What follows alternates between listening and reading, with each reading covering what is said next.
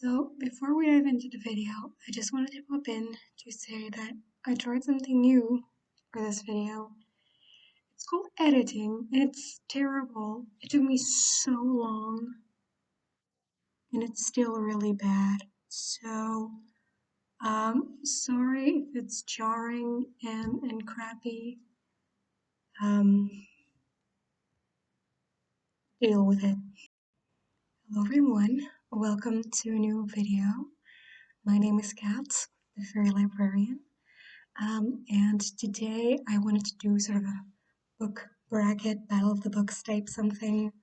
I'm not sure how I'm going to call it yet, where I let all the books that I read in 2022 compete against one another to pick my favorite book of the year.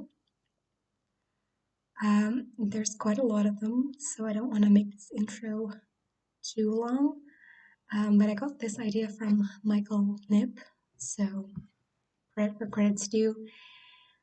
Also, I am going to always compare the two, pick my favorite, and then give a bit more thoughts and talk a bit more about the book that loses. That way, the book does get some exposure, I guess. And then the book that wins is there for another round. So then, whenever it does lose, or if it wins at the end, I can talk about it then. And that way, this video it's still going to be long, but it's going to end at some point. At least that's for sure. So let's dive right in. I pressed randomize seed, so I don't know what's going to go up against what. The first battle is Liar Game by Shinobu Kaitani versus Teddy Bear by Georges Simenon. Liar Game is a manga series. Teddy Bear is a thriller. I combined different volumes for Liar Game into one because I don't always remember what exactly happens in which volume. I think I'm gonna go with Liar Game just because I really don't remember Teddy Bear at all. It's a thriller, it's about a doctor, that's all I can remember. It wasn't memorable. So I'm gonna let Liar Game have this one. Next battle is The Girl on a Train by Paula Hawkins versus The Name of the Wind by Patrick Rothfuss. This really isn't a fair match. I mean, I really loved The Name of the Wind, so I'm gonna let that have it because I didn't love The Girl on the Train as much. It's a thriller about a girl or a woman actually, who rides the train every day, and then on one day she sees something and she gets wrapped up in the disappearance of a woman, and I don't know, it was weird. I'd seen the movie, so I knew how it was going to end, but still, it was weird. It wasn't for me. I rarely like thrillers. Should stop reading as many as I do. Maybe I should just accept that I don't like them. But yeah, so The Name of the Wind is gonna take this one. Next match is Sold by Patricia McCormick versus Night in Caracas by Karina Sainz Borgo. This is a harder one because I don't remember a lot about Sold, but the things that I do remember are mostly positive. Night in Caracas, I I DNF that one, but it was pure like a personal taste thing and something I don't like. I still think it's a very good book and it's very well written. So pure and enjoyment, I'm gonna go for Soul. Yeah, I think that's how I'm gonna do it. So the thing I didn't like about Night in Caracas was something that happens a lot in literary fiction, where there's very little dialogue in literary fiction. I feel like it's a lot of narration, and a lot of dialogue. Not always, obviously, but it's a trend that I've noticed, and I don't like it. I I'm a character-driven reader, and dialogue is how I connect with characters. So if it's not there, then I can't connect to characters, and if I can't connect to characters, I can't connect to a story, and I can't get into it. So it wasn't for me, but I definitely think it's well written, and I know that other people like it more. So power to them, but I'm gonna go for Soul. Next up, I have Christmas at the Isle of Skye by Kirsty Ferry versus One Day in December by Josie Silver. Um, we have two Christmas romances together. Again, this is not a hard one for me to pick. I liked Christmas at the Isle of Skye so much more than One Day in December.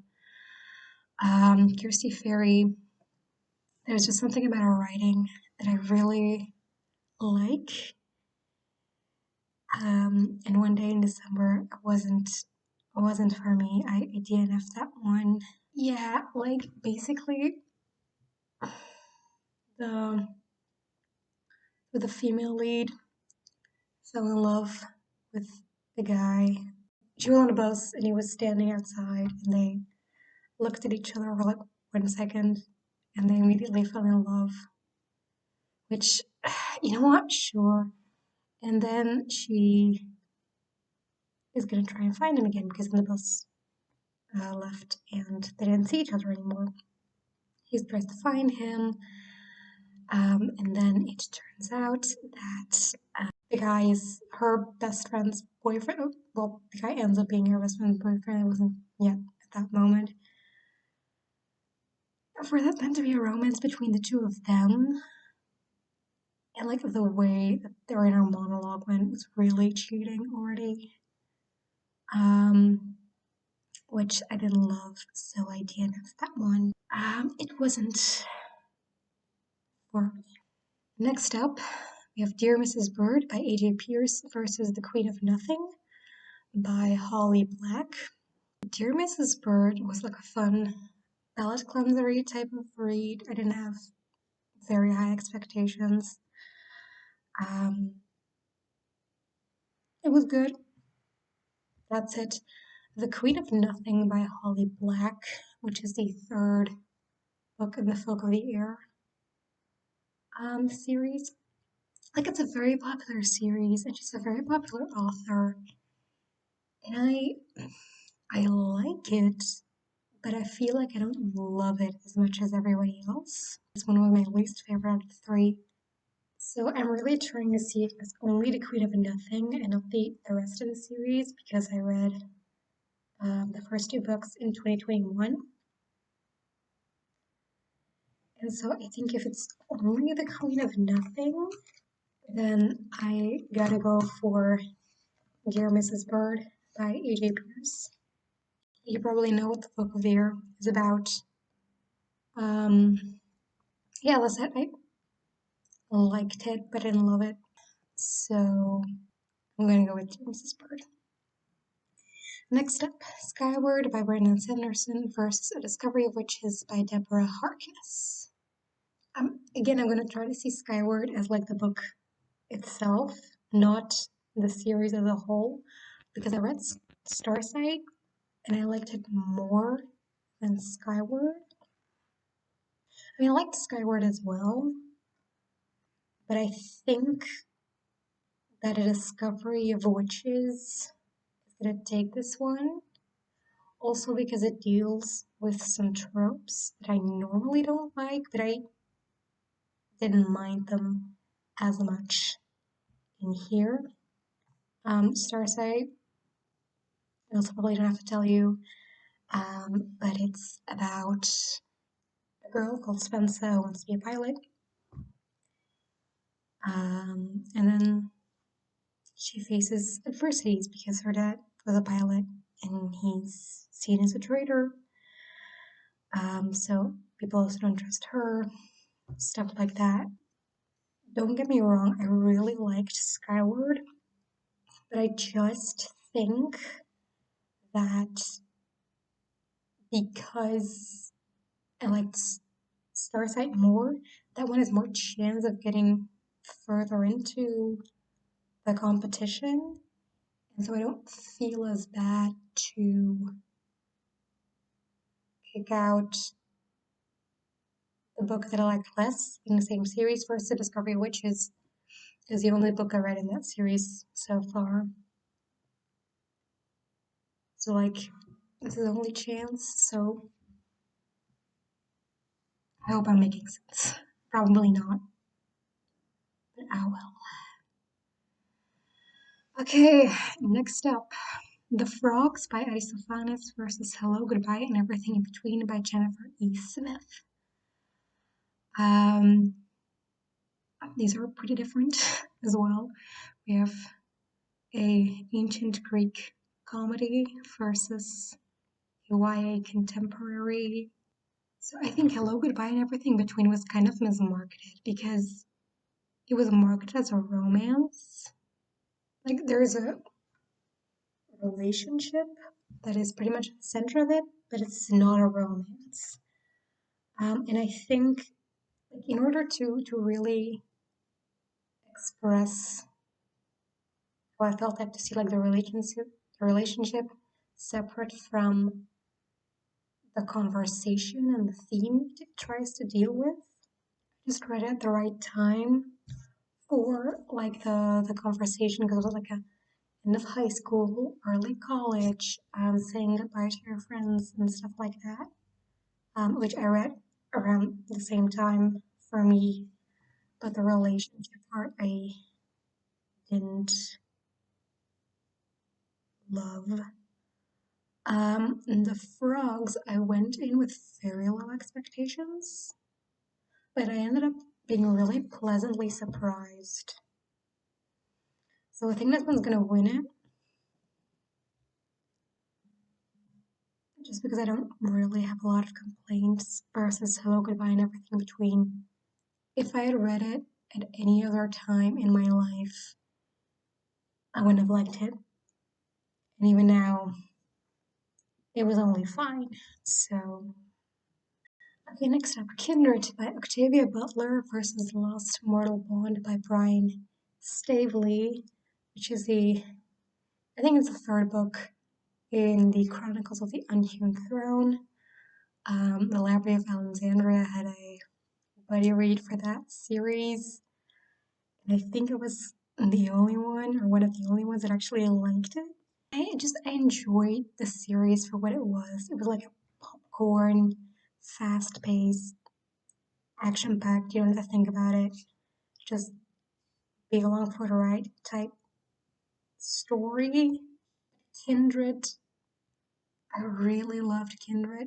It's literary, right? It wants to have a conversation, which it does, but also just the experience of reading it itself. Enjoyable is really isn't the right word, but sometimes you have these like literary books that are trying to say stuff. They're just a slog to read through. Kindred didn't have that, so I both liked the reading experience. I didn't enjoy it, but you know what I mean? And I like the conversation it has versus The Last Mortal Bond. I love the experience, but nothing more than that. So, also, The Chronicles of the Unhewn Throne is about once I get to the first book, because it's the third book in a series, I can't tell you what it's about. But so for this one, Kindred has it. Next up, and every morning the way home gets longer and longer by Frederick Bachman versus We Are Okay by Nina LaCour. I'm gonna make some people mad, maybe, or hurt some feelings. I don't know, but I love And Every Morning the Way Home Gets Longer and Longer. Like I didn't hate it, but I feel like it hit a lot of people very hard, but didn't for me. And then We Are Okay by Neil LaCour. I read the one as an audiobook. Maybe that was maybe that wasn't the right way to read this story because it deals with depression a lot. And so the internal monologue also sounds kind of depressed.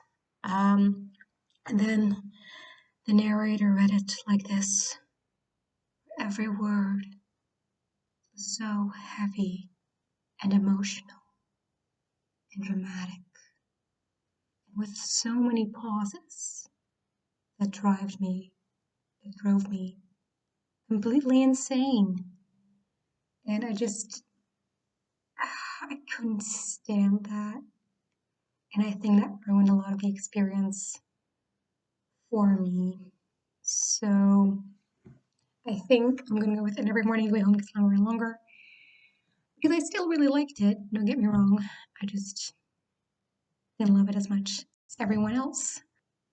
Next up, The Ballad of Never After by Stephanie Garber versus The Amazing Story of a Man Who Cycled from India to Europe for Love by Betty J. Anderson. So The Ballad of Never After is the second book in the Once Upon a Broken Heart series. I don't know how many books it's going to be. And The Amazing Story is a non-fiction book. Well, basically says what it's about. I just think that The Amazing Story was mismarketed, or at least like if a book has that title, you think it's gonna be about his journey from India to Sweden. But that's really not it. That's actually a rather small portion of the book. And so it wasn't what I had expected from it. And it was slightly disappointing because I was really looking forward to like this travel story of this man meeting people along the way. Like I was looking forward to that aspect of it, and that was not what it was. So because of that, The Amazing Story was kind of disappointing. And so I liked The Ballad of Never After more. So the Amazing Story is about a man who grew up in India as an untouchable, and he sort of got higher up and became an artist in New Delhi, and that's how he met a Swedish tourist, and he fell in love, and then he gonna try to come to Sweden to marry this woman, which he did. One thing about it, though, every time you think, okay, this is insane, this really can't have happened, there's like pictures in the back of like, oh yes, it did actually happen, which the man's life is insane, but just, yeah, mismarketed, as I said. So I'm gonna give this one to The Ballad of Never After. Next up, we have Sapphire Blue by Kirsten Gier versus The Midnight Library by Matt Haig. This is hard because you're making me choose between two books that both deserve to make it further into it, and that I both love. But Sapphire Blue is a reread. The Midnight Library was a first read, so I think that Midnight Library deserves it more just because I wouldn't be reading Sapphire Blue if I didn't love it. Also, I think Sapphire Blue, which is the second book in a series, had like a little bit of middle book syndrome. It's not my favorite book in the series, so I think Midnight Library is gonna get this one. Again, I'll talk a bit more about Sapphire Blue once we get to like the first book in that series, because I also read that in 2022. Reread actually. Um, so then you'll hear more about that series. Next up, The Wise Man's Fear versus Once Upon a Broken Heart. Oh boy, another hard one. I also really like these two books. I mean, a lot of people are disappointed with The Wise Man's Fear. I do understand where they're coming from. I really liked The Wise Man's Fear.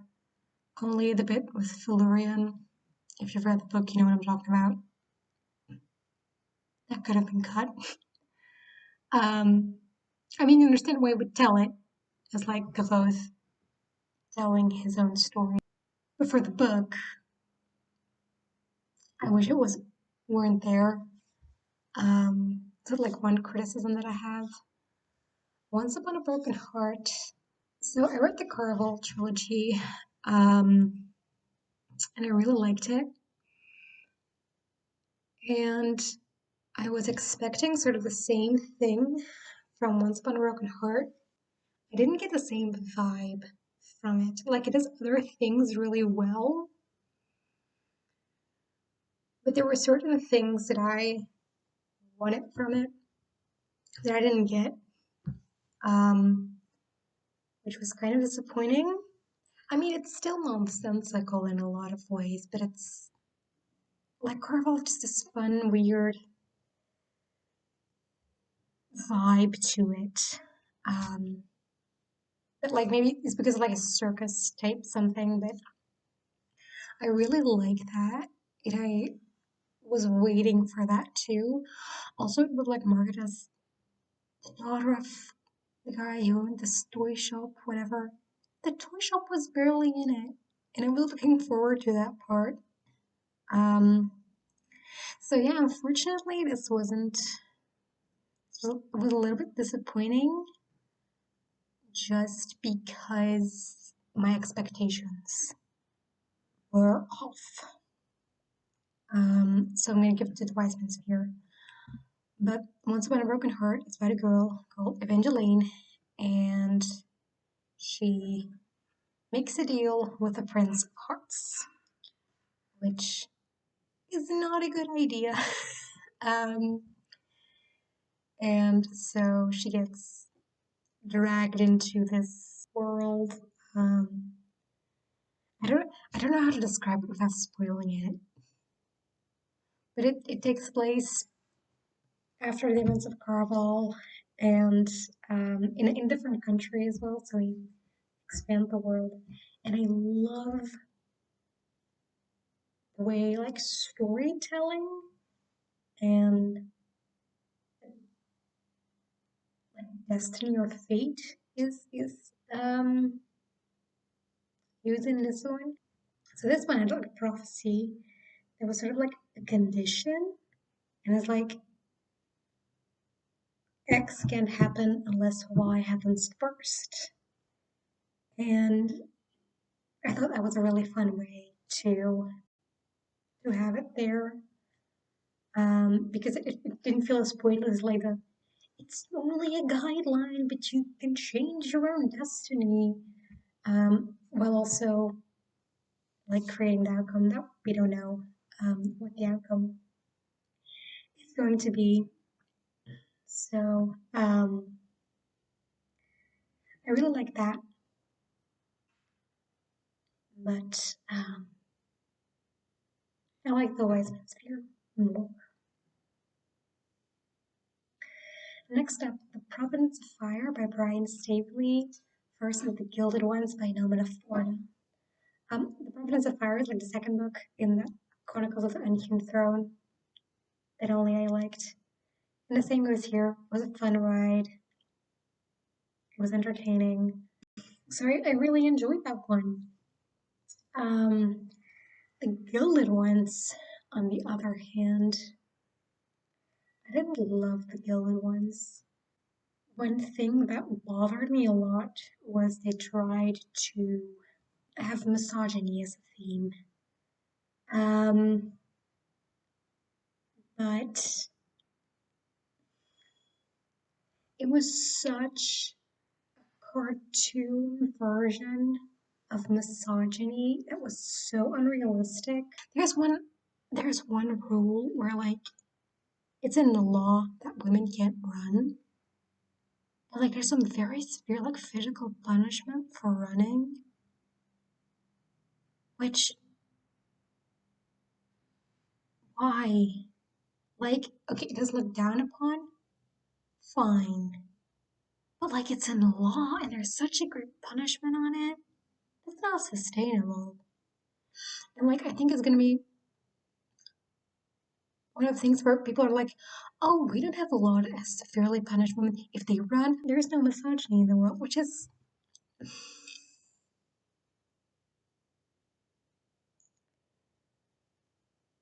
you know it wasn't for me. I also thought it was quite predictable.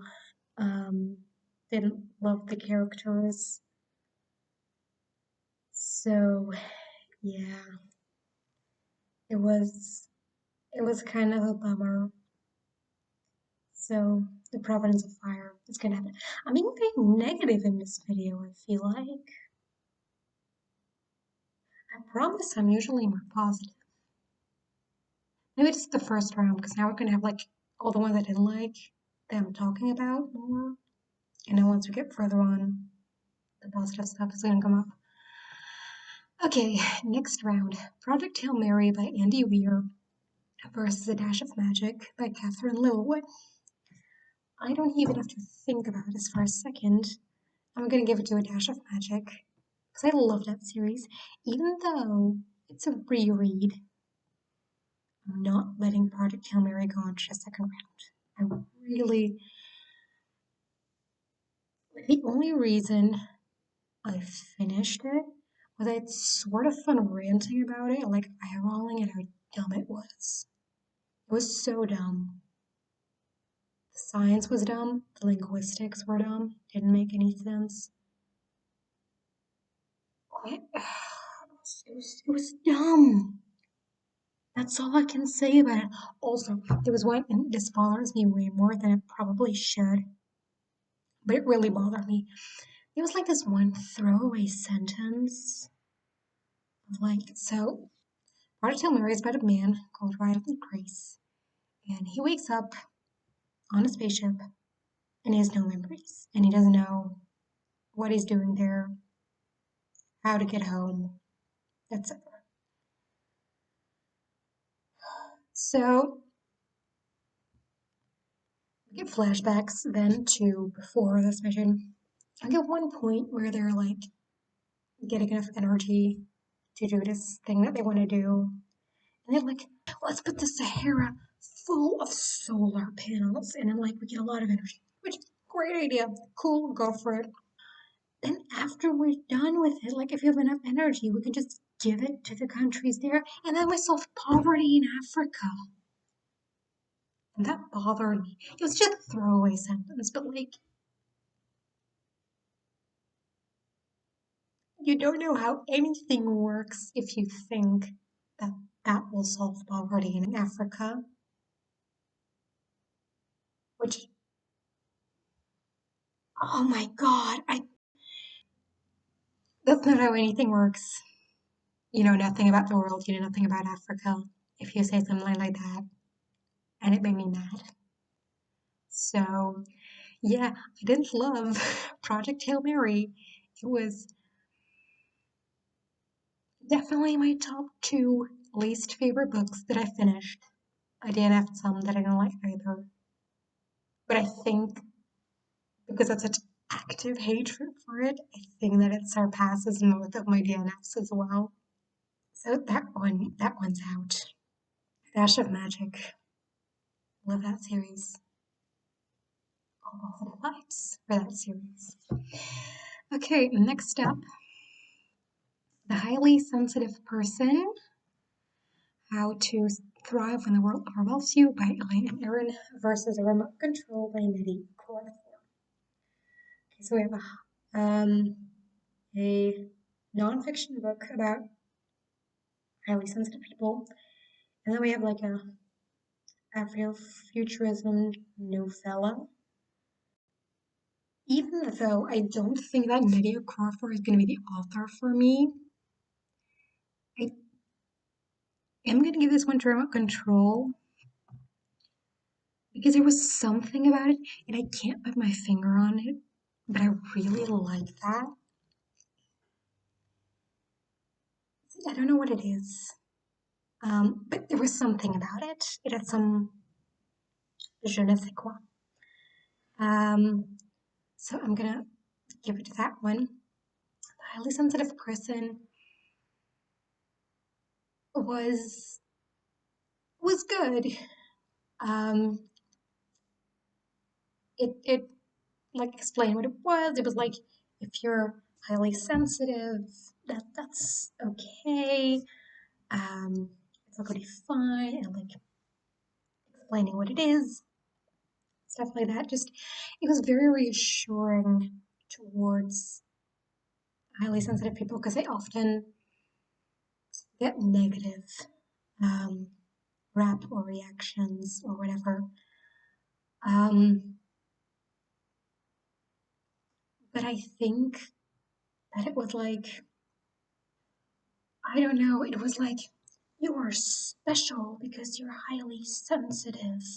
And you're better at this because you're highly sensitive, which on the one hand I really appreciate it, but on the other hand it was like, you're better than the rest because you're highly sensitive.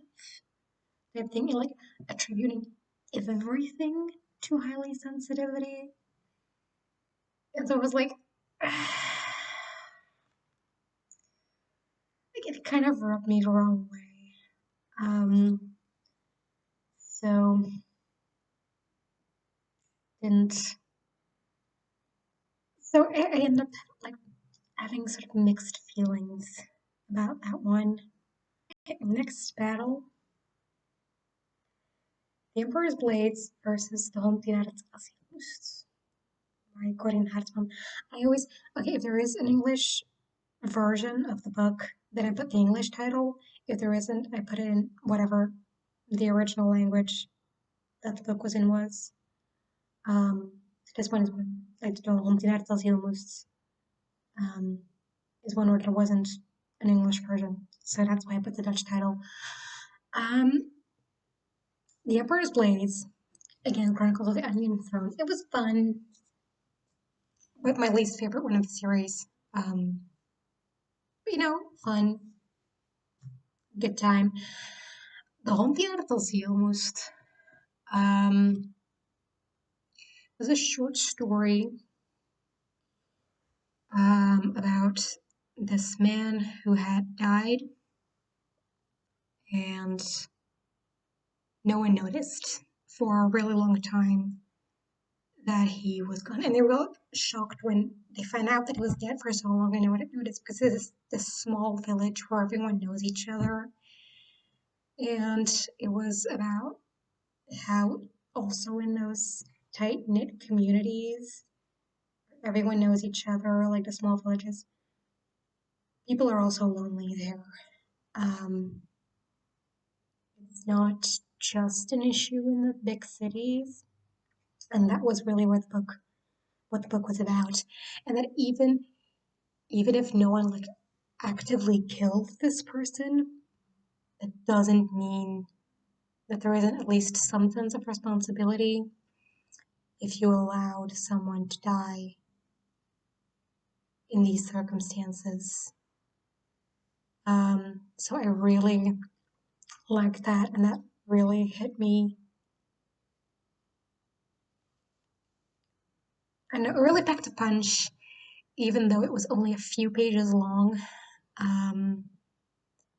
So I'm gonna give it to the Haunted Almost, even though I liked the Emperor's Blades. And this is the first book in a series, so I can tell you what it's about now. So it's about the emperor of this empire who dies, and he has three children: Adair, Valen, and Caden. I think their names were. So we have Adair, who is at the capital city.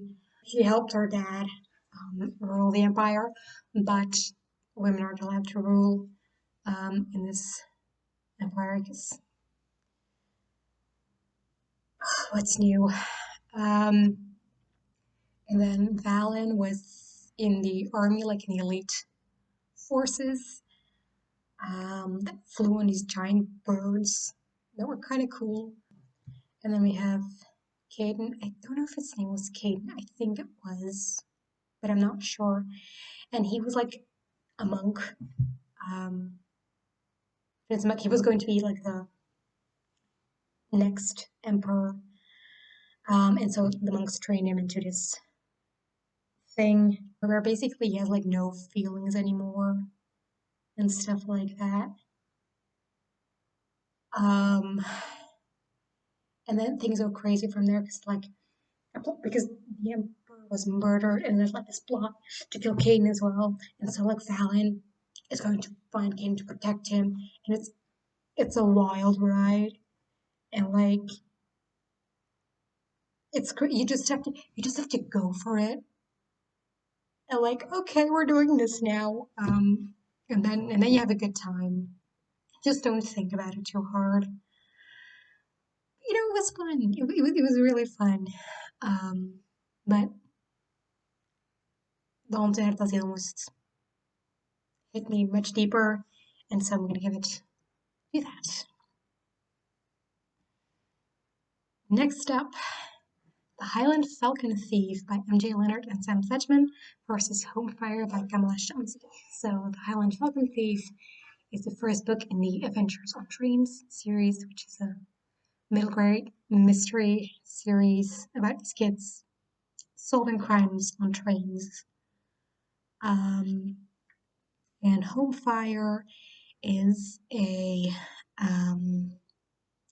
Antigone retelling about a Muslim family, and one of them, the main character's brother, becomes a Muslim terrorist. And so, like, how do we deal with that? I really like the Icon Thief. I DNF'd Homefire for the same reason as It Would Be Night in Caracas. Again, not enough dialogue for my taste, and so I had a hard time connecting to the story and to the characters. Um, so Island Falcon Thief. You can get this one. Um, Next up, we get The 100 by Kaz Morgan versus The House in the Cerulean Sea by TJ Klune. Again, not a hard choice. I did have The 100. I like The House in the Cerulean Sea, though The House in the Cerulean Sea is going to get it. Even though I didn't love it as much as a lot of people seem to, I still enjoyed it. The 100, like a dystopian era YA book about like humans have moved to this space, like these space stations, because the Earth had become inhabitable. Now they're like 100 criminals, prisoners, whatever, who have to go back to Earth, and if they can't survive, good, then humanity knows that they can survive, and then they're free from that one. If they all die, then society knows that Earth isn't safe yet to go back to, and then it's only criminals that die, so who cares now? So we follow a few different people who are on this ship. I just thought there were like too many perspectives, which makes it hard to connect to a character, and also the signs make no sense. Like zero sense. And normally I can look past that. Like normally I don't even notice that some of those make sense. Normally I don't even notice if things don't make sense. So if I do notice and it starts bothering me, then you failed your job at entertaining me with the story. So I didn't love that one. So the house in Mr. Lindsay is gonna get this. Next up, we have Dune by Frank Herbert versus The Agnes Alphus by Paula Stem. Again, the second one, no English version, so the original German title. I'm mad at like some things that have gone out already. That like they've gone out and Dune is gonna because I'm gonna pick Dune because I thought Dune was fine. I'm not I didn't continue on with the series. I'm not going to. Um, it was good. I can see why people love it, and it was really well written and stuff. It just wasn't my taste. Um, I didn't care enough to continue on. Also, like I heard that book two is good, but after that it goes really downhill. So I just was like, okay, sure. I finished book one, and I'm gonna keep it at that.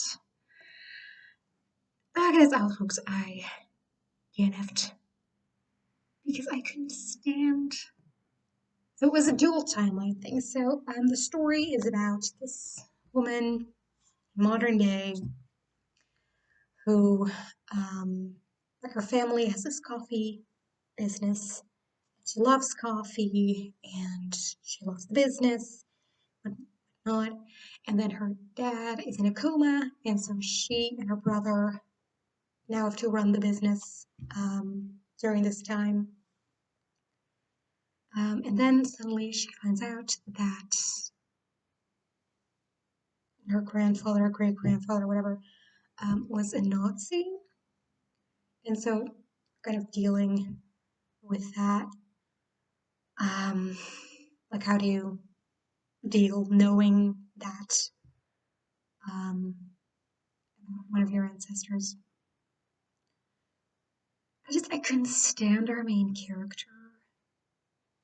Like, so she went, like, she traveled and she worked on like coffee,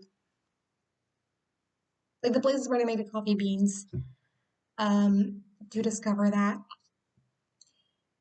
Well, her brother has always stayed there and helped his dad with the company and stuff. And so he knows this company very well. She knows a lot about coffee. She knows a lot more about coffee than her brother does, but her brother knows the business side of things way better than she does. And so she had been wanting to do this organic, fair trade, whatever, idealistic, nothing but good things. I'm not saying that. Go her. Yes. But like, is this really the moment to push your ideology? Like, you're only temporary in charge of the business. What you're supposed to do is making sure the business doesn't die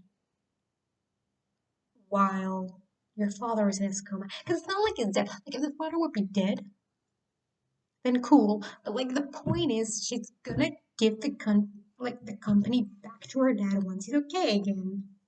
Maybe it does at the end. I don't know. At the end, I don't know how it ends. Um, but like, you can't just change the entire company and then expect your dad to be happy with it. And her brother tried to explain that to her. Like, look, if you're gonna want to change everything, this is not the right time. Also, we have like built an an audience. Like, these are the people who buy our coffee. They're not the people who buy the fair trade bio whatever stuff, because that's not what we do. And if we do buy those things, they have their own brands. So no one's gonna buy her coffee anymore. So the company is just gonna die. It's like, so I was like, maybe we can wait with that until that's okay, and then you can always do it and like prepare it properly instead of being like very impulsive about it. He gets so mad, like he's just scheming against me because he wants the company for himself, and it's because I'm a woman, and it was a girl. He's being the sensible one. Shut up. And it was like a pastime line with like whoever started the coffee business, which was just boring. Like that's it. So yeah, I didn't love this one. Um, so Dune is gonna win this one. Okay, we're almost done with the first round. And we're like, I have an hour of footage. I'm gonna edit it down. Try to edit it down. Um, but yeah, I have an hour of footage now, and we're only in the first round. It's gonna be ridiculous. Okay, we have Radloos en Betoverd, which is a poetry collection by Platonis. And we have Studeer is Voorstrevens, which is a non-fiction book about the Belgian school system by Anne Verlinde. So two titles by Belgian authors that don't have an English version. Raadloos en Betoverd, I just know nothing about. Like, I don't remember it at all. I don't remember reading it. I have literally no memories about it, so it just didn't leave an impression at all. Studeren voor strevers. So it started out making me kind of mad, and not like the thing that I talk about, but just the book itself made me mad because it was saying some things that really bothered me. It got better as the book went on, and it did touch some really good points.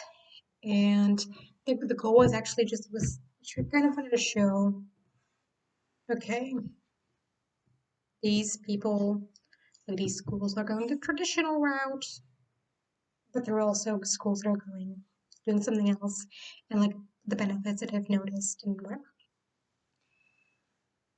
And I just I really appreciate what it does for people for whom the traditional school system doesn't work, which are a lot of people. So I appreciate it for that. But I felt like it ignored those where it does work. Like it pretends that it works for no one, which is not true. And there's like also some like low-key hatred towards people who study Latin and Greek, which is always nice.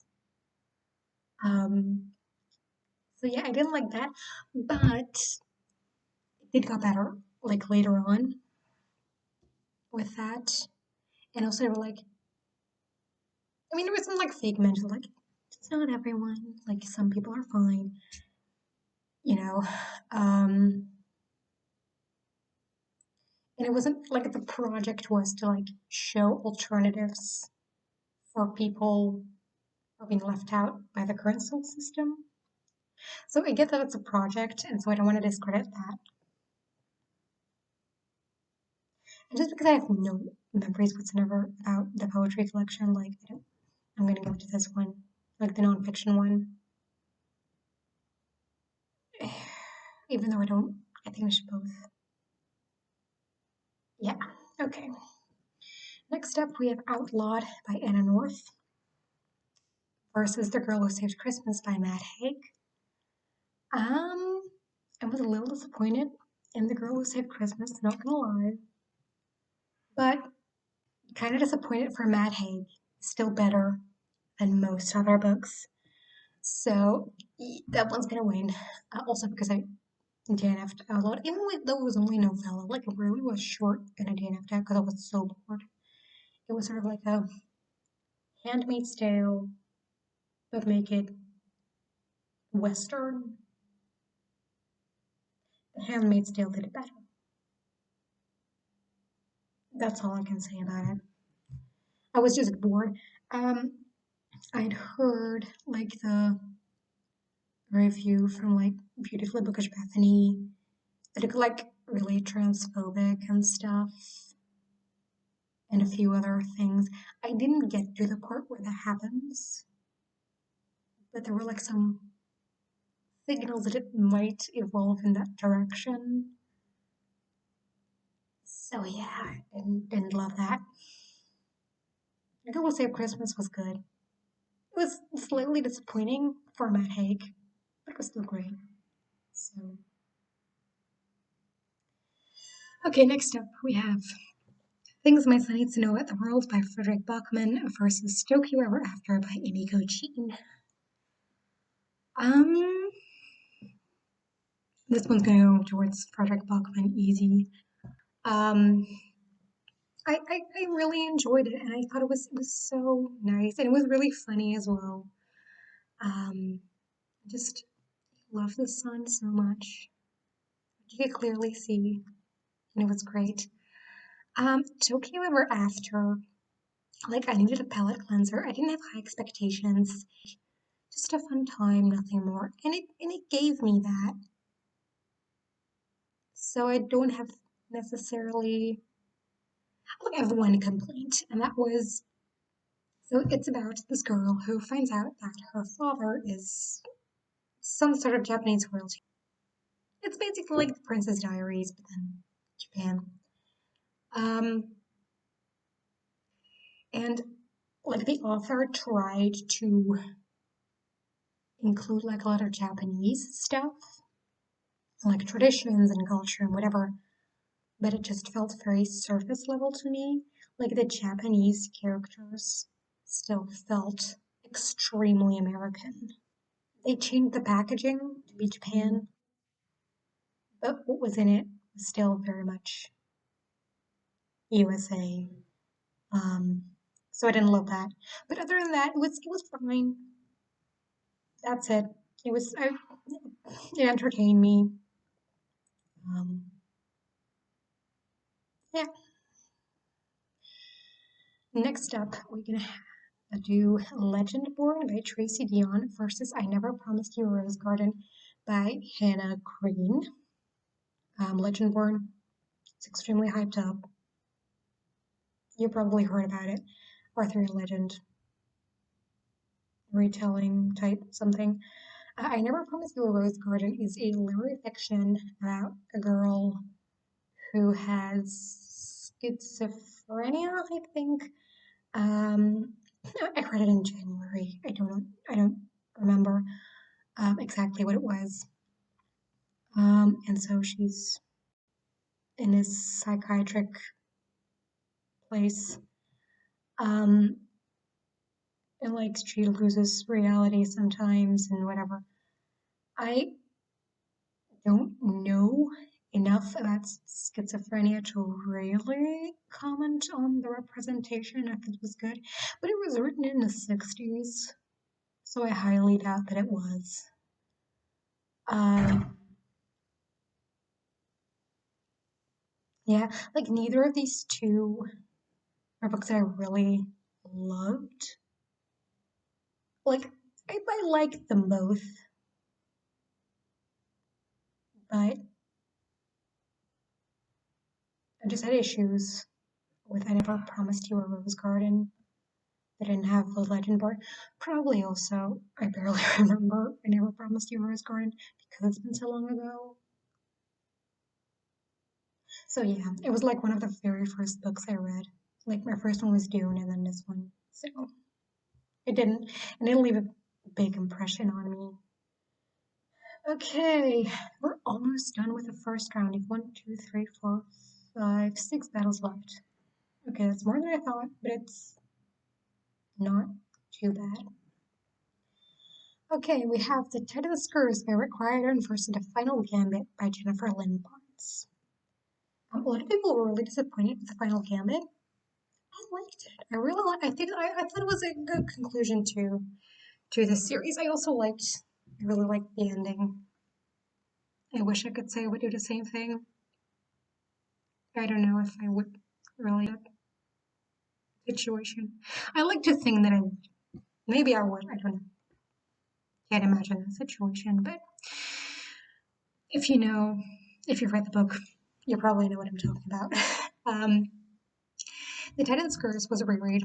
I wanted to reread the entire Percy Jackson series and the Heroes of Olympus series to then read Trials of Apollo.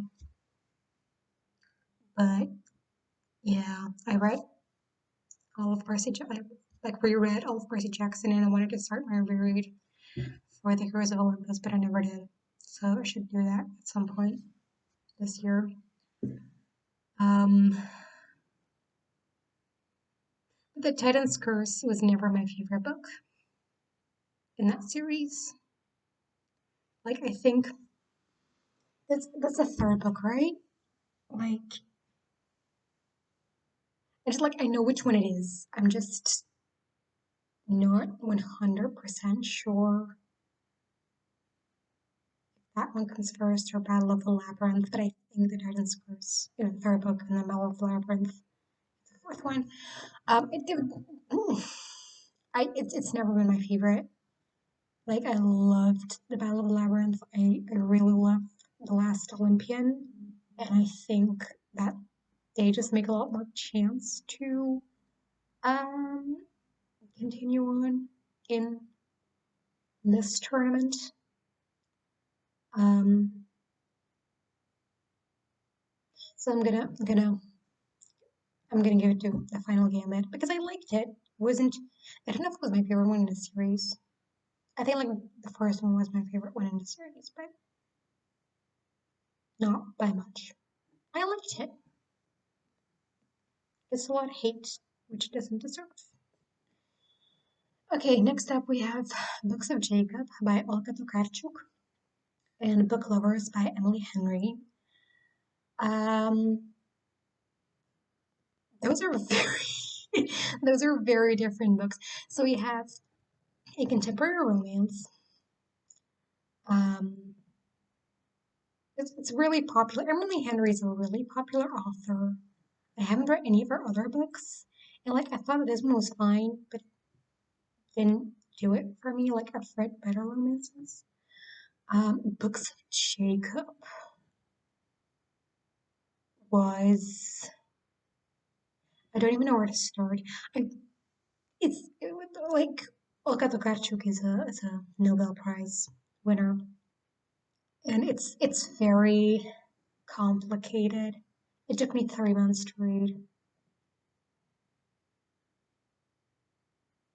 Um, yeah, I'm never rereading that book again. Like I'm not that masochistic, but I did love it, and I did think it was amazing. Book Lovers, I thought was just fine. I say that a lot, like, but that's the thing. Don't. It rarely happens that I truly hate a book. Most of the things I'm like, yeah, this was okay. Um, so I'm gonna give this one to Books of Jacob, even though I definitely like enjoyed Book Lovers more. But next up we have Ichalev by Lali Gul versus Hook, Line, and Sinker by Tessa Bailey. Um, Hook, Line, and Sinker is one of those contemporary romance that I just mentioned that are better than Book Lovers, or that I liked more than Book Lovers. I really liked this one. It was fun. Um, Ichalev is a memoir by like a Turkish Dutch girl um, who grew up in like very strict religion and then broke out of that.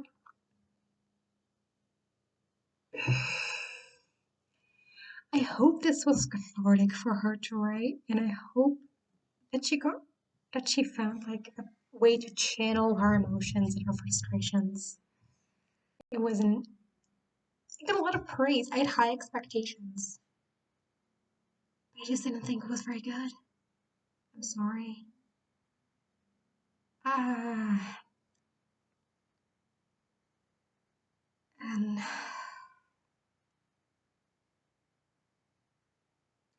she was like she was really mad at her parents and especially her mom, which I get it. Like cool, I guess. I mean, not cool, like sure, but she like not a single positive word for her, and I was like,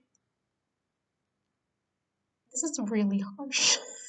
Um, like she was really harsh for her mother in this book, and just the overall hatred towards Muslims, or not Muslims, Islam, and like the really strict Islam that she grew up in. And like also just Muslims actually. Like she was like she kind of hated everything and everyone. Yeah, I didn't love it. I hope it was cathartic for her.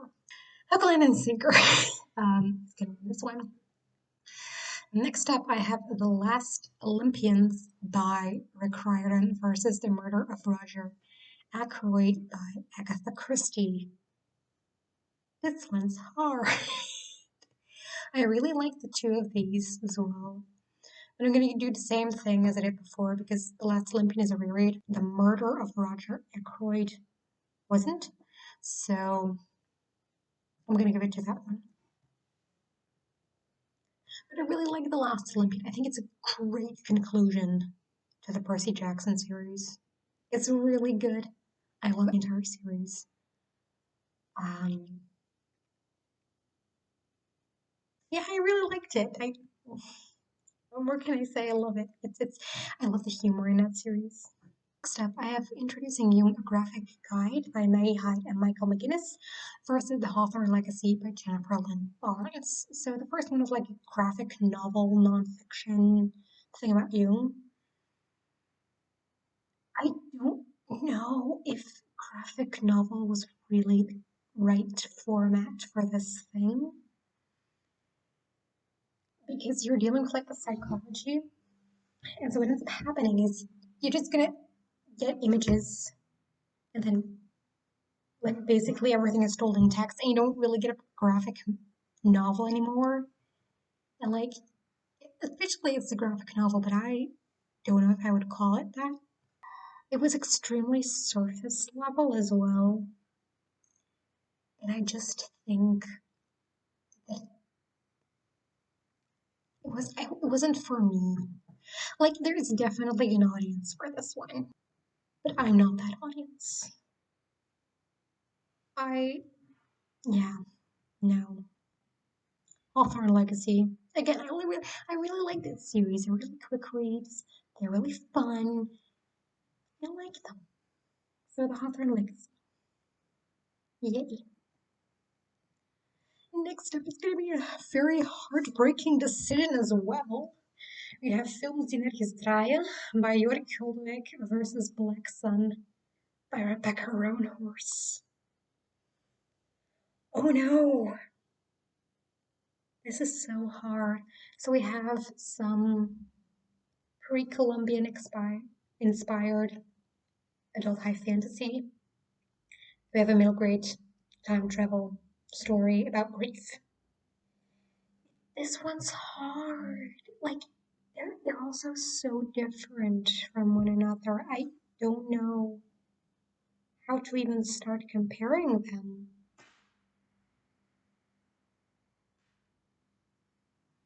And I'm already cheating.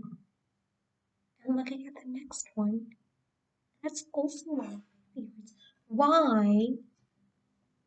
Like the first two rounds, at least two out of my favorite books are gonna be out with this one. Like, oh my god. Okay, my favorite one, I'm gonna have to make a decision, is gonna be Black Summer Horse. I'm gonna submit that choice before it changes my mind. Yeah, let's do that. I really loved Films Next Right. It's like story about a girl called Kato, and her mom has just died. Why am I? I'm sounding happy because her mom died. No, it's not. I just love the book. But her mom has just died, and she is grieving her mom, and her dad is grieving her mom as well. Um, and because of that, the dad is a little neglectful, like is completely caught up in his grief. And there's this lady who works at the old movie theater, and they offer Katsuo a job there. And in this movie theater, they play Films Nerizraje, which is the title, which translates as movies that don't play anywhere. So they have like one person coming in every day, and they like bring an object, and then the lady that gave her the job takes them away, and they like watch the movie together, and then later on they come back, and Katsuo doesn't know what happens in between. So he's not there for the actual movie, um, but she wants to know what happens. And there were like some things that were foreshadowed so well, and I mean, I guess them because I'm an adult reading a kid's book, so obviously I'm gonna catch on to more than these children, but they were foreshadowed so well, and I think that like the actual target audience will not guess these things, and I really loved some of the reveals. Yeah, it was great.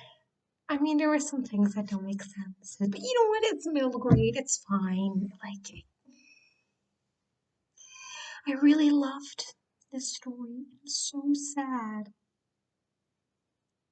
It's so sad that it's out. But like, oh my god!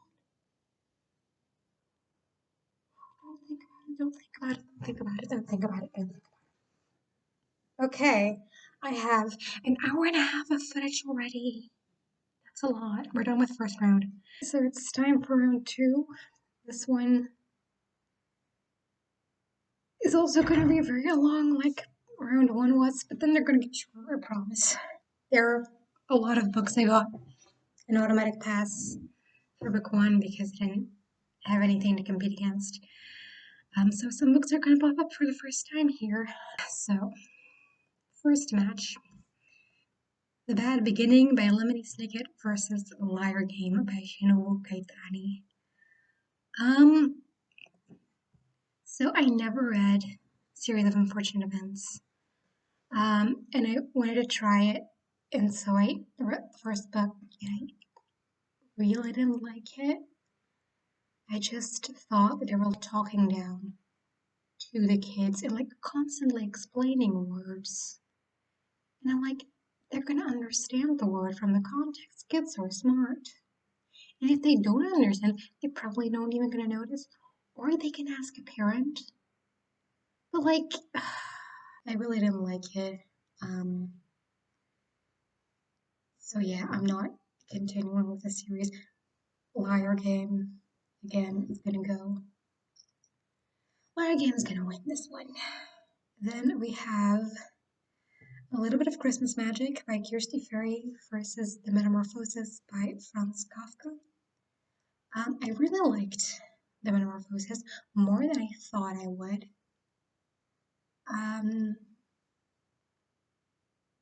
Yeah, I don't know. I always thought I wouldn't like Kafka, but I kind of do, I think. I read a few of his short stories now. I also read The Metamorphosis last year. I liked that one as well. But A Little Bit of Christmas Magic was such a surprise. Like, I went in with no expectations and ended up being one of my favorite books of the year. I loved it so much. So that one is gonna win. Next up, I have Mexican Gothic by Silvia Moreno Garcia versus The Name of the Wind by Patrick Rothfuss. I really loved both of these, um, but I gave them 5 stars, and I couldn't shut up about them when I read them. But I think that for Mexican Gothic, it was the very first Gothic novel I ever read, and I really I've read a few more this year, and I just like that genre a lot, but I don't know that Mexican Gothic isn't necessarily the best one in the genre that I've read. Since then I've read other ones that I liked more, and I think if I would reread Mexican Gothic, I wouldn't like it nearly as much as I did back then. So for that reason, I'm going to give it to The Name of the Wind. So Mexican Gothic, if you don't know, is about this girl who lives in Mexico, and she gets a letter from her cousin, basically a cry for help. And so she goes to live with the cousin, and in the cousin's husband's family mansion. And things are off. It's a horror novel. I really liked it, and I thought the prose was really stunning, and I love the use of horror to address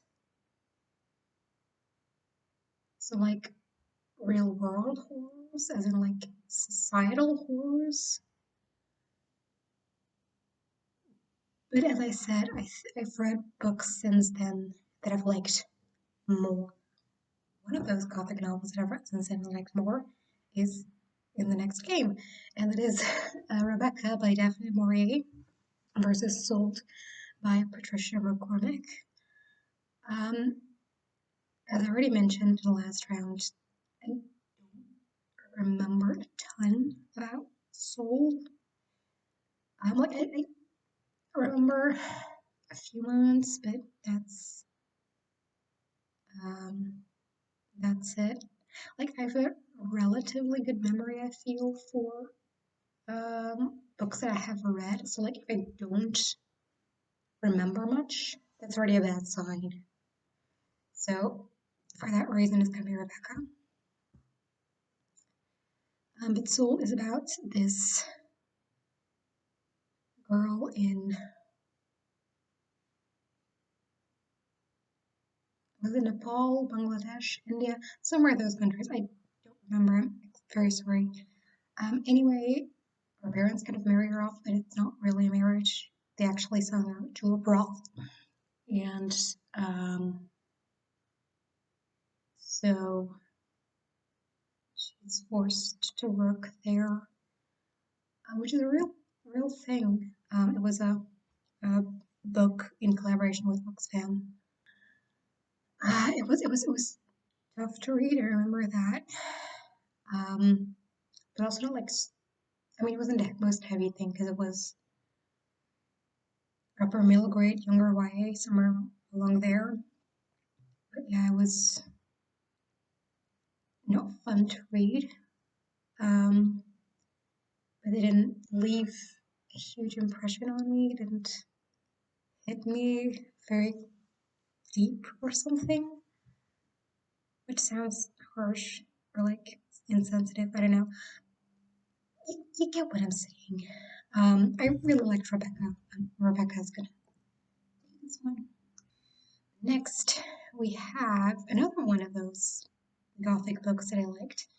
We've Always Lived in a Castle by Shirley Jackson, and this is up against Christmas at the Isle of Skye by Kirsty Ferry. If you've seen my rewriting, and birding my favorite books of the year video, then you'll know that We've Always Lived in a Castle made it onto that video, and Christmas at the Isle of Skye did not. But I read the Christmas book after I filmed that video. So I I don't know that I would have made it on there. I don't know if it would have made it on there. Like, I don't think it would. I really loved it. Like, I gave it 5 stars. It was really good. But it cannot compete against I've Always Lived in a Castle. That one's gonna win. The Christmas of the Isle of Skye is about a man who lives on the Isle of Skye, one of the Scottish Isles. Um, and he is in love with a girl called Ivy, who moves to like the mainland, which is still like the Scottish mainland, which is still an island, but like in comparison, that's the mainland. Um, and he's sad and he misses her and he wants her back. So it's kind of a second chance romance type thing. And I really loved it. There was something about Kirsty Ferry's writing that I really love. And I can't exactly pinpoint what it is, but I love it. So, next up, I have The Ravens by Cass Morgan and Donielle Page versus Dear Mrs. Bird by A.J. Pierce. The Ravens is a book that really exists in two parts for me.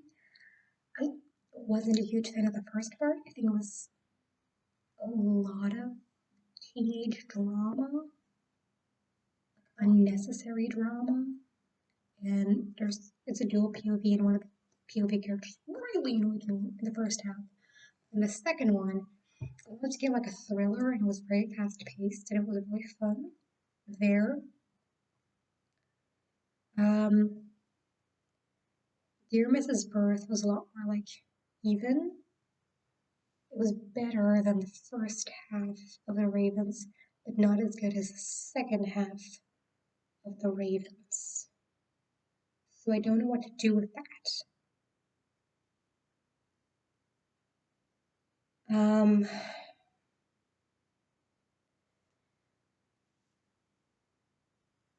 I think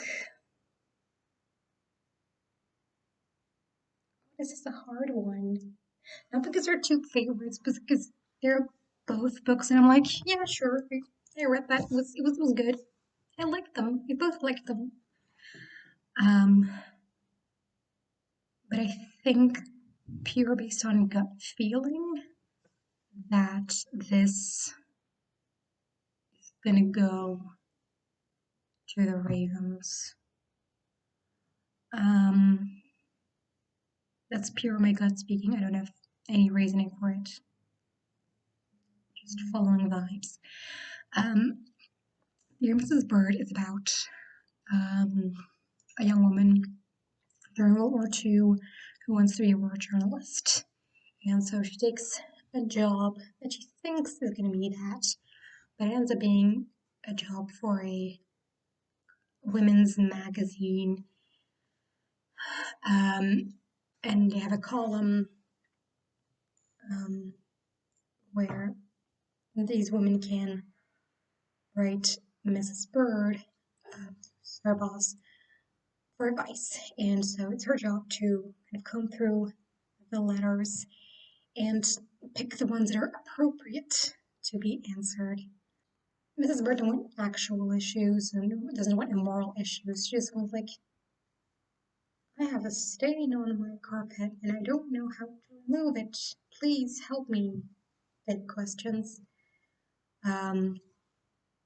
But like they're not getting a ton of those, or like there are barely any letters that actually make the cut, and there are so many people that want help that can't get it. And so she is gonna write them back, pretending to be Mrs. Bird. I went in with zero expectations. Like I picked it up on an absolute whim. It was just a library, and I saw it, and I was like, okay, sure. And it was fun. Yeah, that's it. But the Ravens, I'm gonna go for the Ravens. Next up, Scarlet by Marissa Meyer versus A Discovery of Witches by Deborah Harkness. Scarlet is the second book in the Lunar Chronicles. I'm currently filming this, reading the third book. And I really love the first book, and I'm really loving this one. And I also love Scarlet, but it's my least favorite so far. So I think I'm going to give Women's Discovery, which is, for that reason. But Scarlet is it's Lunar Chronicles is a series of sci-fi fantasy retellings, YA. Scarlet is the second book. It's Red Riding Hood. It's a really good series. Go read it. But I'm going to give this one to Discovery for just. Next up, I have Peach Blossom Spring by Melissa Fu versus The Frogs by Aristophanes. The Frogs, even though it was like really funny and like really fun, it's going to be Peach Blossom Spring for this one because it left a much bigger impression on me. And also just appealed more to like my modern eye. The Frogs is an ancient Greek comedy, and if you know anything about ancient Greek comedies, then a plot doesn't matter, and the plot is completely nonsensical. In this book, we have got Dionysus, who wants to get the tragedy writer Euripides out of the underworld to write tragedies for him. Then there's like, I don't know which one is it. Is it Aeschylus or something like this? I can't remember. One of the others there too, and they have sort of like a competition about who's the best tragedy writer. A lot of sex jokes and stuff. Basic Greek comedy, I guess. But I liked it. I did. But yeah, as I said, Peach Blossom Spring is more to our modern taste. And it is a bit more impactful than just a bunch of jokes and we make up a plot to tie the jokes together, but it's not, doesn't really matter. So, Peach Blossom Spring for this match. Okay, next match is Sense and Sensibility by Jane Austen versus Kindred by Octavia Butler. I really loved these, like both of them.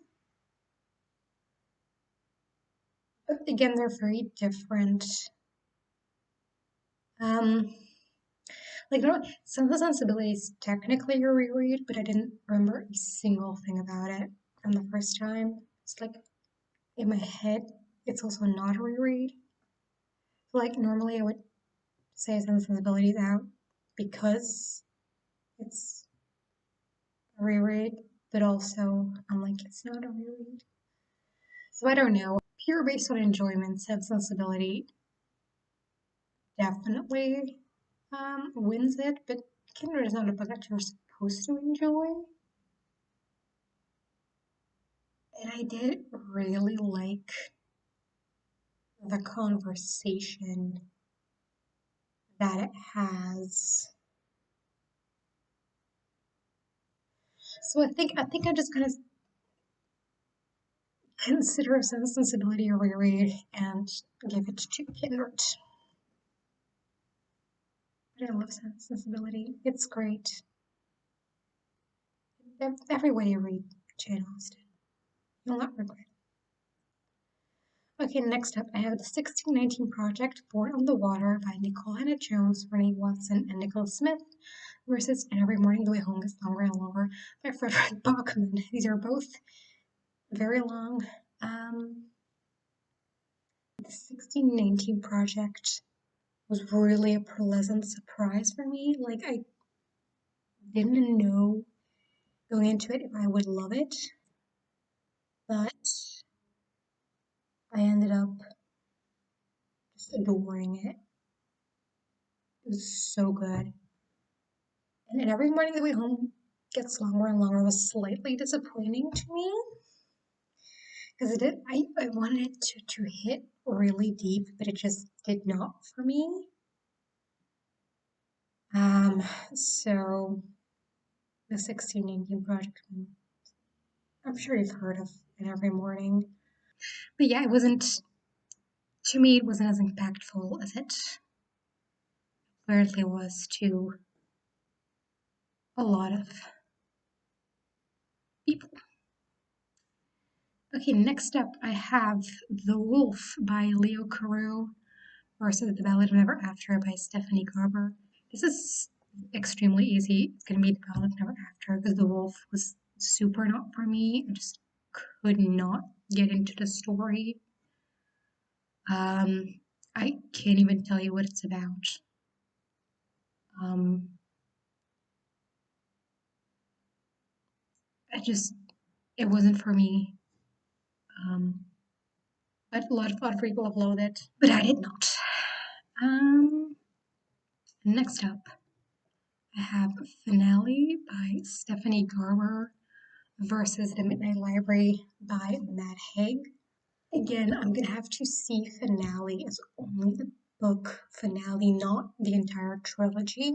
I don't know if I love this one very much. I really love the first book in the Curable trilogy, and then I liked each installment after it slightly less. The Midnight Library just came at the exact right moment, and it's Matt Haig. Matt Haig can do nothing wrong, in my opinion, at this point. There was one bit, especially that was there was something extremely specific about it that hit me at the right time. And so it just meant a lot for me and it helped me process something. Um, and so I'm forever grateful for that. And so, yeah, I don't think Finale is going to be able to top that. But I really love the Caraval trilogy. If you don't know what it's about a sort of circus theater game all smushed together that is called Caraval. And it's an annual thing. And it's always somewhere else and never twice in the same location. And so our main character, Scarlet, has always dreamed of going to Caraval, but her father doesn't allow her to leave the island that they're living on. It has already been on that island many years ago, but she does get an invitation to go there. But if you go to Caraval, you have to beware because always have to make sure that you can still distinguish reality from a game. It's really good. Read it. It's fun. If you like weird nonsensical vibes, read Caraval. Okay, next I have How Contagion Works: Science, Awareness, and Community in Times of Global Crisis by Paolo Giordano versus The Wise Man's Fear by Patrick Rothfuss. How Contagion Works is an essay about the COVID pandemic, but it was written, it came out in I don't know, April of 2020 or something. So it was still very early. And he also mentioned it in the author's note that probably nothing that he says at that at the point that it comes out will be mind blowing, and for a while after will be mind blowing. It will just be old. That he meant it more as like a historical document for many years later to just look back at these first times of pandemic and how that was experienced. Um, and he was right. It wasn't very interesting or mind blowing because I think it was just too soon. I read it too soon, um, which is unfortunate. But that's life. So it's gonna go The Wise Man's Fear. Next up, The Therapist by B.A. Paris versus Providence of Fire by Brian Staveley. This is the second book in the Chronicles of the Unhewn Throne. Very fun, very fast-paced. Just be along for the ride and you'll have a good time, but don't think about it too much. And The Therapist is a thriller that I had some issues with, and like I really liked it at the beginning. Then the longer it went on, the more problems I started to get. And it was one thing that's like the dialogue was really like not great. But I don't know if that's just dialogue not being her strength or it was intentional because at a certain point I started to realize that the dialogue kind of sounded like people going to therapy and a therapist. You know, maybe it was intentional, maybe it was supposed to be like that. I just didn't get it. But I didn't, it really took me out of the story. I didn't love it. So yeah, Providence of Fire. I really enjoyed that one, so that one's gonna take it. Next up, The Binding by Bridget Collins versus The Dash of Magic by Catherine Littlewood. I don't even think about it. A Dash of Magic. I really love it. It was a reread.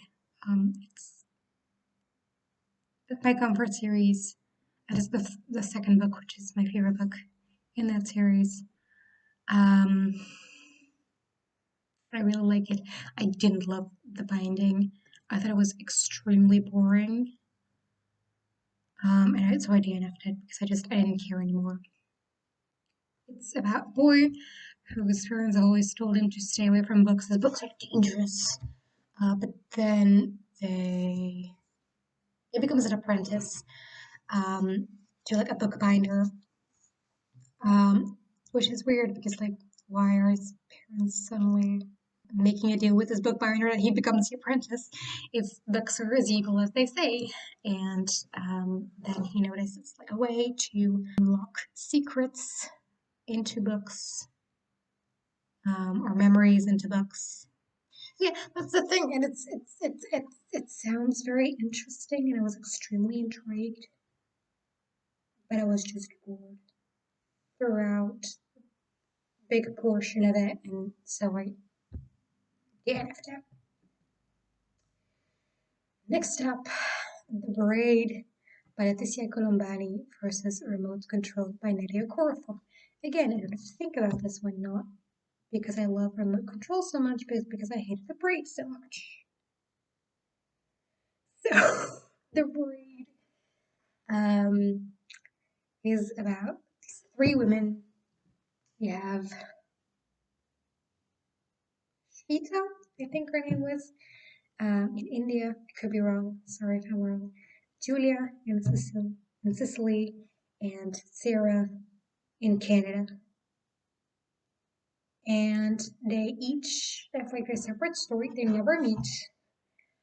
They each have a separate story, and then it comes together in like a very clever way at the end. I didn't care about Chimita's story. I didn't care about Julia's story. I hated Sarah from the bottom of my heart. So her story was she's a lawyer in this law firm. She wants this promotion, but then she gets some news, which I won't say because spoilers. Oh my god! And Every time someone has wronged her, or she thinks someone has wronged her, that it's because she's a woman and everyone is misogynist. That's not how the world works, girl. That's not how the world works. So yeah, and then, oh my god.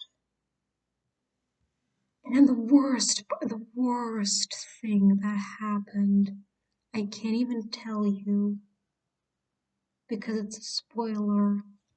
But oh my god, I just wanted her to stop. The only reason I finished this book is because I was reading it for school, and the assignment was to read a novel in French. It was originally written in French. This was. So I picked this one, and then we had to make a really short video, like 2 minutes max, where we gushed about the book, unless we really hated it and there was nothing redeemable about it. Then we could rant. I handed in a rant. So yeah, needless to say, um, I'm gonna choose Remote Control by Nadia Corfo. Next up, Starsight by Brandon Sanderson versus Don't Hjärtas Hemoskt by Corinne Hartman. This one is gonna go to Starsight because the Don't Hjärtas Hemoskt was like a short story, and even though I really liked it and it really hit me, I think it was just a little bit too short to really back to really hit deep enough to topple Starsight. Oh, okay, this is actually a really good pair up. We have Agamemnon by Aeschylus versus Antigone by Sophocles, which are two Greek tragedies. Sophocles is really the tragedy writer that is like the most modern to us. It is like a nice middle ground between Aeschylus on one hand and Oedipus on the other hand. I love Antigone. I love that story so much, so it's gonna take it. Agamemnon by Aeschylus is the first in his Oresteia trilogy. So it's about basically Clytemnestra murdering her husband, and then what happens after that in the trilogy. The thing with Aeschylus, his tragedies are such a slog. And I get, like, that was like the thing at his time. And I get it. I don't blame him. They're a slog. So yeah, I liked Antigone a lot. Okay, let's continue. They Wish They Were Us by Jessica Goodman versus The Highland Falcon Thief by MJ Leonard and Sam Sedgman. They Wish They Were Us was supposed to be a thriller, but it was just teenage drama and there was nothing thrilling about it. It was like supposed to be like sort of secret society type something, but I don't even know what it was. It was a lot of drama. And then I deleted it because I didn't care anymore. Next up, Ruby Red by Kerstin Gier versus The House in the Cerulean Sea by TJ Klune. I really love Ruby Red. That trilogy, like the Precious Stone trilogy. It's like my comfort series. Like mental health, like bad mental health, which I was at that time. Actually, I was just craving that series. So I went to get it from the library, and on later that day, like later the same day that I got it from the library, something happened. I was like, I need this book now. So that worked out good.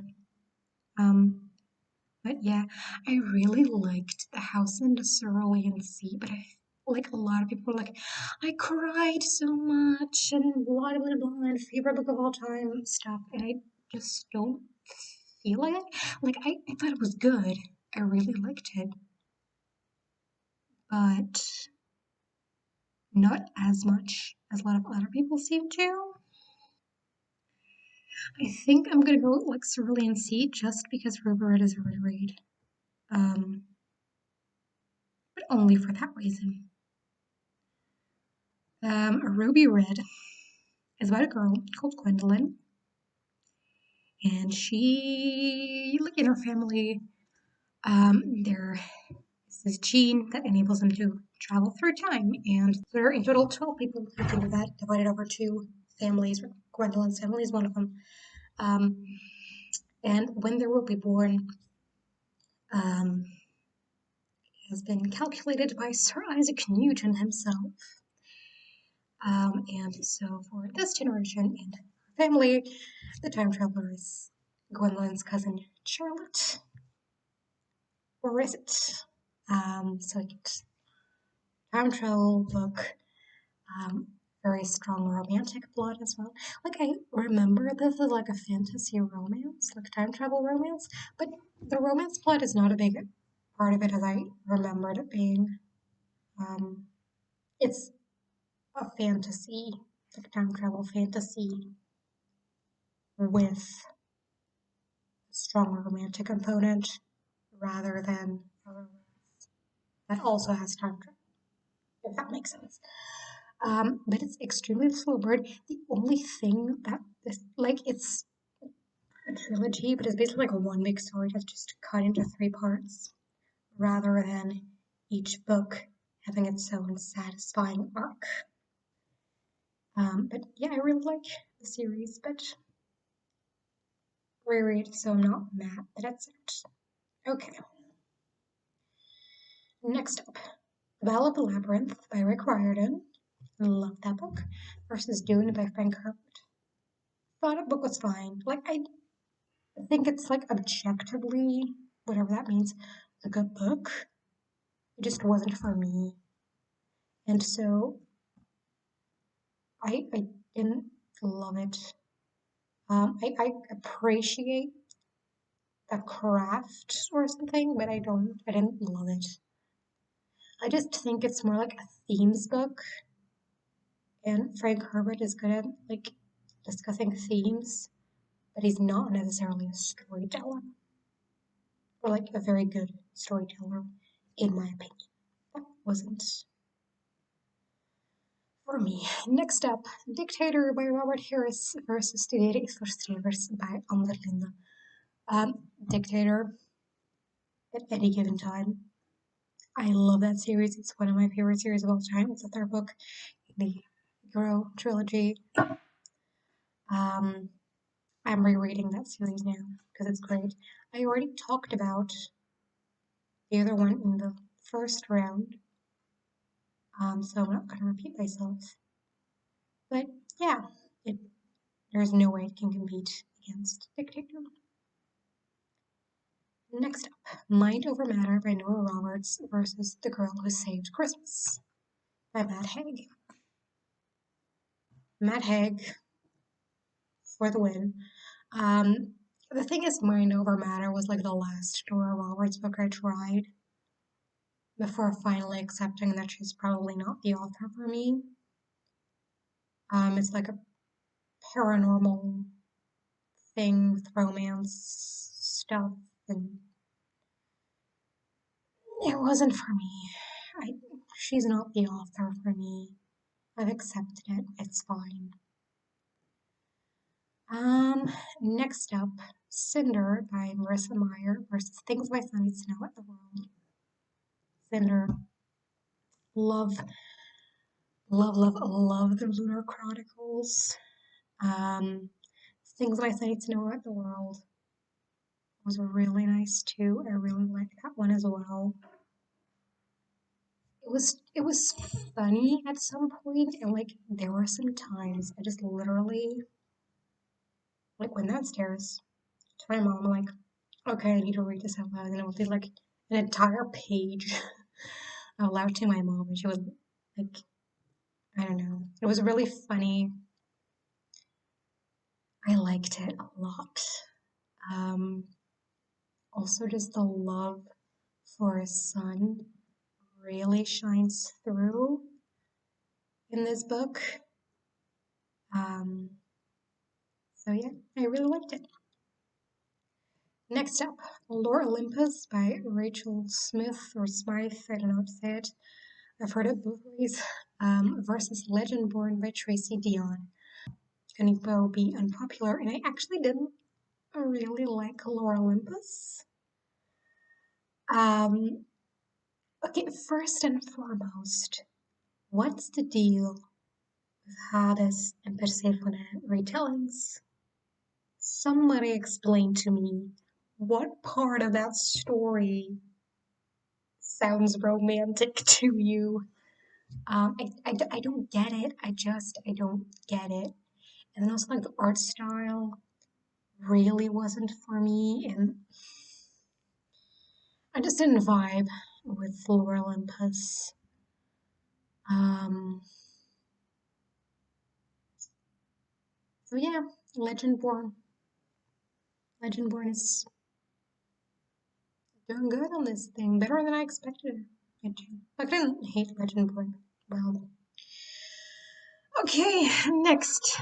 Hippolytus by Euripides versus Mouse by Art Spiegelman.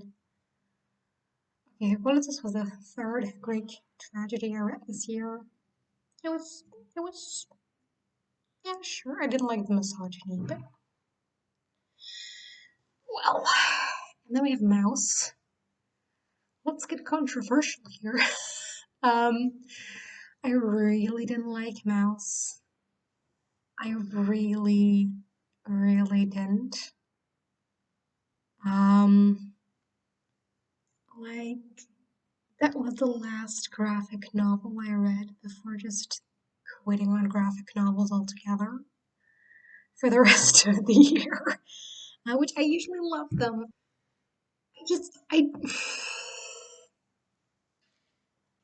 I don't think that this should have been a graphic novel, and I feel like, and I'm gonna sound maybe kind of mean and harsh, sorry, but I feel like Mouse is a graphic novel that people who don't usually read graphic novels really can like.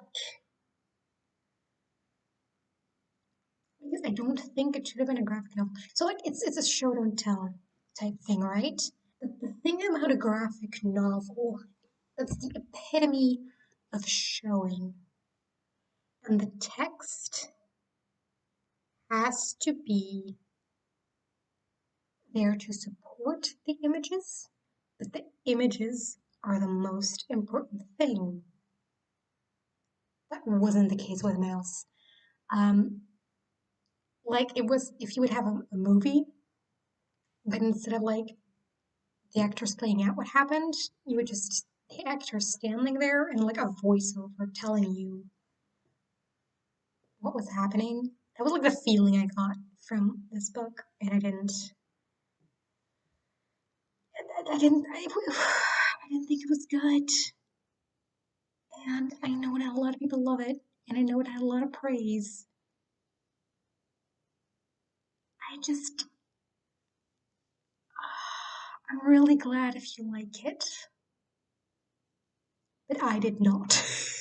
So, um, okay, next up we have Of Salt and Shore by Annette Schaap versus The Final Gambit by Jennifer Lynn Barnes. Okay, Final Gambit, not Inheritance Reigns trilogy. Only the third book in that series.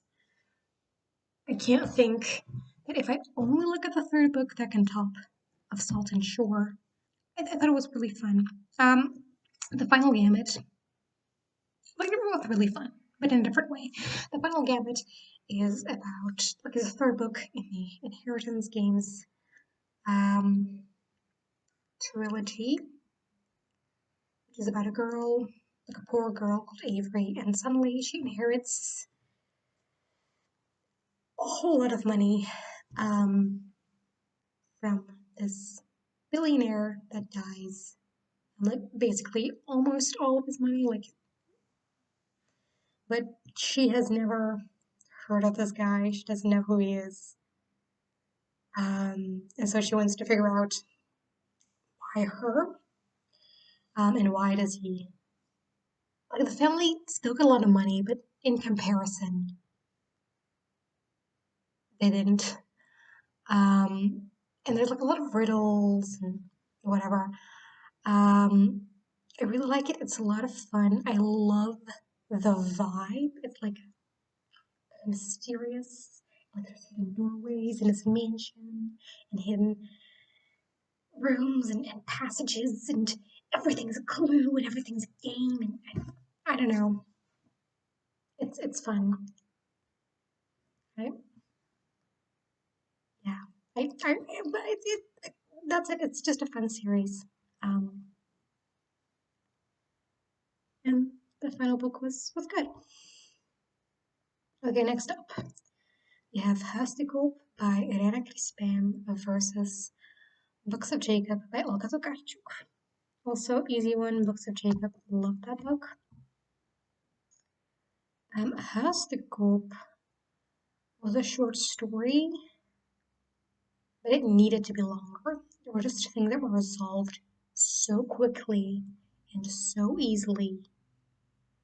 Um, it really needed to be longer.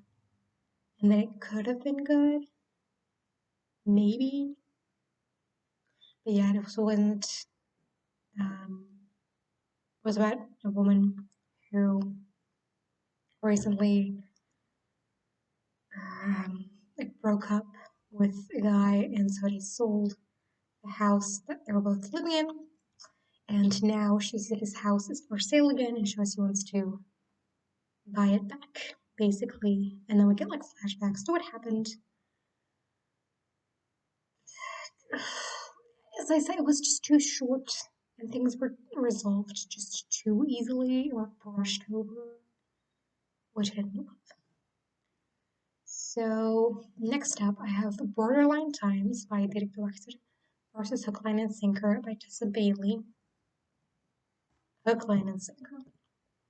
Borderline Times is an essay by a psychiatrist who, like, basically states that society as a whole is borderline. And so it's like the 9 criteria for borderline is like, hey, society kind of, like modern day society kind of has this trait, and so like basically has borderline. Um, I just, it was very like cherry picking stuff. And it was like everything was so much better in the past. So it was like, and logically, that means that this, and I'm like, does it really though? Like, does it? You're making like a lot of like a big jump here. So I didn't love it. Um,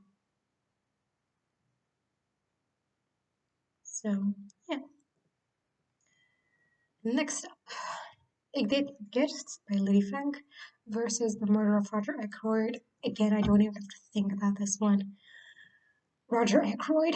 The first one is like a Christmas romance short story that really wasn't good. Like the dialogue was so bad. I think the male main character was now like the POV character, and we didn't get the POV from the woman, which was new for me. I mean, outside of a male-male romance, because obviously you're gonna get the man there, but like either it was like the woman or got both, but never the man alone. So it was kind of new to me. But I just, I didn't like. I can't. I'm not gonna give you like the scenario. It was just very "I told you so" repeatedly. It's like, okay, we get it. You're right. It's okay now. And like a lot of oh my God, and he's like, he just could have told him, like, them, why he did a certain thing, but he chose not to. And because of that, the I told you so thing happened.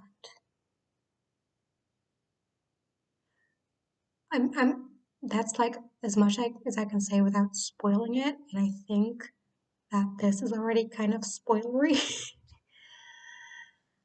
But yeah, it wasn't great. It wasn't great. No, Roger Ackroyd. Boundary Lines by Nora Roberts versus The Hawthorne Legacy. As I said, Nora Roberts is not the author for me. I've never really liked one of her books. Um, so Hawthorne Legacy is gonna win it. It's like a romance, but consent was.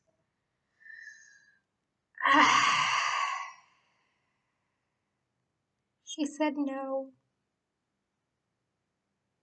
She had said no clearly, repeatedly. That's about all the explanation I'm gonna give you. I wasn't a fan. And then now, this is the last match of this round. I'm being more concise with this one, I think. Which is Le Jardin des Agarans by Eric de Kermel versus Black Sun by Rebecca Roanhorse. And this is another heartbreak because it's again two favorites. But I'm gonna give it to Le Jardin des Agarans just because that's my favorite standalone of all time. I love that book, and I need it to be translated to English so I can push it on everyone. But it's not gonna happen. I know it's not gonna happen. And why not? Because I read too many random crap that no one else has read, and I love it, and I'm alone with my feelings. And then no one reads it, and I stay alone with my feelings. That's how the world works.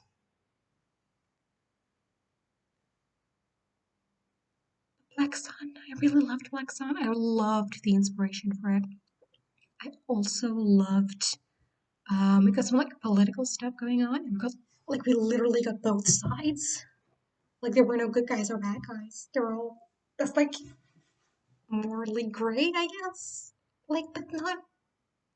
I mean, morally gray has kind of become like good guy, but they kill as well. Not like actual morally gray. Like there is no good or bad. We get both sides, and both sides are the good guys. They just have different goals in life and just want like they just believe in different things. And I really love that. And I don't know. I also love like the casual queerness. Like I love that characters were queer and that was like a thing and it wasn't like the cause of conflict. Like they just existed in this world and I appreciated that. So I loved it. I loved Black Sun. I really need to read the sequel. I don't know why I haven't yet. I really need to. I loved Black Sun and I'm so sad to say goodbye to it. And I think now that I've got to the end of round two, that we're going to end this video on this extremely sad note. And I'm going to like put round one and two in one video, which you'll already know because you've watched it. Because this one is not as long as I thought. So it's still long. Sorry for that. I hope maybe you watched them bits, not like in one go, that you didn't have to listen to me rambling for however long this video is.